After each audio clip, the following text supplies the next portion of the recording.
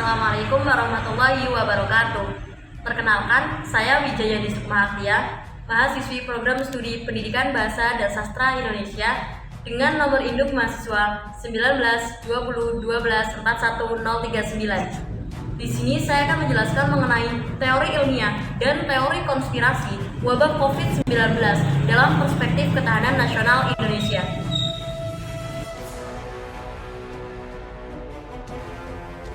Seluruh dunia sedang digemparkan dengan kedatangan suatu wabah yang dinamakan wabah COVID-19. Banyak sekali dampak yang ditimbulkan akibat dari pandemi ini. Adapun aspek yang berpengaruh dari adanya pandemi ini yakni aspek ekonomi, sosial, pendidikan, dan lain sebagainya. Sebelum kita membahas lebih jauh lagi mengenai teori ilmiah dan teori konspirasi wabah COVID-19 dalam perspektif ketahanan nasional Indonesia, terlebih dahulu saya akan membahas mengenai apa itu virus corona, apa itu COVID-19, dan bagaimana gejala orang yang terkena COVID-19.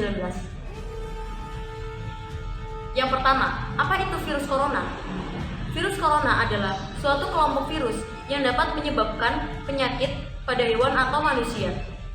Beberapa jenis virus corona diketahui menyebabkan infeksi saluran pernafasan pada manusia, mulai dari batuk, pilek, hingga yang lebih serius yakni MERS dan SARS. Virus corona jenis baru yang ditemukan menyebabkan penyakit COVID-19. Apa itu COVID-19?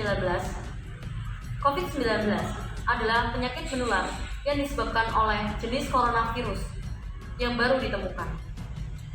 Virus baru dan penyakit yang disebabkannya ini tidak dikenal sebelum munculnya wabah di Wuhan, Tiongkok pada bulan Desember tahun 2019. COVID-19 ini sekarang menjadi sebuah wabah yang terjadi di banyak negara di seluruh dunia. Lantas, jikalau seseorang terkena paparan atau terserang COVID-19, bagaimana gejalanya? Apa saja gejala COVID-19? Gejala-gejala yang COVID-19 yang paling umum adalah demam, batuk kering, dan rasa lelah.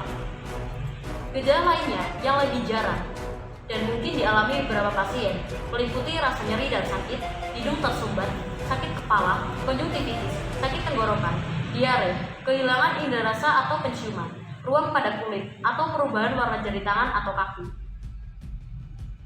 Gejala-gejala yang dialami biasanya bersifat ringan dan muncul secara bertahap. Siapapun dapat terinfeksi COVID-19 dan mengalami sakit yang serius. Orang dari segala usia yang mengalami demam dan atau batuk disertai dengan kesulitan bernapas atau sesak nafas, nyeri atau tekanan dada, atau kehilangan kemampuan berbicara atau bergerak, harus segera mencari pertolongan medis.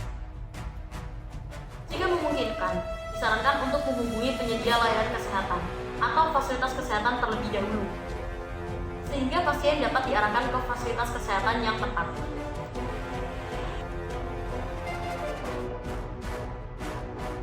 Selanjutnya yakni COVID-19 di Indonesia. Ada beberapa istilah terkait dengan COVID-19 di Indonesia. Yang pertama, dikutip dari Kementerian Kesehatan, ODP, atau orang dalam pemantauan, biasanya memiliki salah satu gejala COVID-19. Yang kedua, PDP, adalah pasien dalam pengawasan, yang biasanya sudah punya gejala demam atau gangguan pernapasan. Pasien PDP biasanya memiliki riwayat perjalanan ke wilayah terinfeksi COVID-19 atau kontak dengan pasien. Yang ketiga, OTG atau orang tanpa gejala adalah istilah untuk menandai orang yang terinfeksi virus corona, namun tidak menunjukkan gejala tertentu. Saya akan menjelaskan mengenai pengertian teori ilmiah beserta kelebihan dan kekurangannya, serta saya akan menjelaskan pengertian dari teori konspirasi beserta kelebihan dan kekurangannya. Pengertian teori ilmiah dan teori konspirasi. Pengertian teori ilmiah. Teori ilmiah adalah penjelasan tentang aspek dunia alami yang dapat diuji berulang kali dan diverifikasi sesuai dengan metode ilmiah, pengukuran protokol observasi, pengukuran, dan evaluasi hasil yang diterima. Jika memungkinkan, teori diuji dalam kondisi yang terkendali dalam percobaan. Dalam keadaan yang tidak setuju dengan pengujian eksperimental, teori dievaluasi melalui prinsip penalaran abduktif. Teori-teori ilmiah yang mapan telah bertahan dalam pengawasan ketat dan mewujudkan pengetahuan ilmiah. Pengertian teori konspirasi. Teori konspirasi atau teori persekongkolan adalah teori-teori yang berusaha menjelaskan bahwa penyebab tertinggi dari satu atau serangkaian peristiwa, pada umumnya peristiwa politik, sosial, atau sejarah, adalah suatu rahasia dan seringkali memperdaya. Direncanakan diam-diam oleh sekelompok rahasia orang-orang atau organisasi yang sangat berkuasa atau berpengaruh. Banyak teori konspirasi yang mengklaim bahwa peristiwa-peristiwa besar dalam sejarah telah didominasi oleh para konspirator yang memanipulasi kejadian-kejadian politik.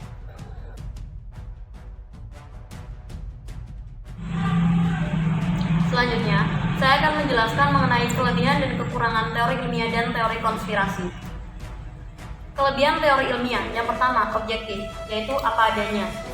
Yang kedua, metodik, menggunakan metode-metode tertentu. Yang ketiga, sistematik, berurutan sesuai dengan kaidah yang benar. Yang keempat, logis, dapat diterima akal dan berdasarkan fakta. Yang kelima, universal, berlaku untuk umum. Selanjutnya yakni kekurangan dari teori ilmiah. Yang pertama, tentatif, bersifat sementara. Yang kedua, yakni dinamis, selalu berkembang yang menghasilkan penemuan-penemuan baru. Selanjutnya, kelebihan dari teori konspirasi. Yang pertama, yakni mengikuti perkembangan, khususnya mengikuti perkembangan politik. Kekurangan dari teori konspirasi. Yang pertama, menyalahkan politikus. Dalam banyak hal, seperti politik sehari-hari, seringkali menyalahkan politikus terkait dengan peristiwa buruk, bahkan saat kejadian tersebut di luar kendali mereka. Kekurangan teori konspirasi selanjutnya yakni tidak ada jalan keluar. Yang artinya, karena itulah teori konspirasi datang dan pergi. Teori ilmiah dan teori konspirasi COVID-19 dalam perspektif ketahanan nasional. Yang pertama, teori ilmiah COVID-19 dalam perspektif ketahanan nasional. Melihat kegentingan situasi dan makin meluasnya sebaran virus serta ditemukannya data bahwa penularan telah terjadi secara lokal di banyak negara, Direktur Jenderal WHO mengumumkan kondisi kegawat daruratan kesehatan dunia pada 30 Januari lalu. Berbagai kepustakaan ilmiah yang mengulas tentang wabah sudah menggarisbawahi pentingnya kesiapan setiap negara dalam menghadapi epidemi baru. Yang pertama, prioritas diletakkan pada penyelamatan nyawa manusia, termasuk dan utamanya tenaga kesehatan, agar sektor pembangunan lain kembali bekerja dengan optimal.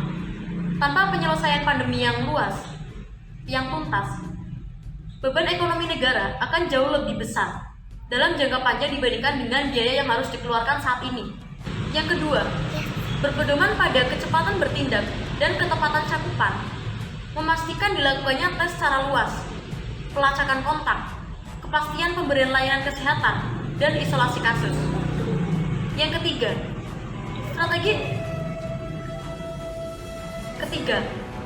sinergi dan aksi bersama antar lembaga pemerintah dengan pelibatan aktif masyarakat sipil. Pandemi bukan hanya urusan pemerintah, melainkan masalah seluruh bangsa. Selanjutnya yakni teori konspirasi COVID-19 dalam perspektif ketahanan nasional. WHO memperingatkan teori konspirasi tentang corona dapat menyulitkan penanganan penyakit karena menyebarkan pemahaman yang salah pada masyarakat.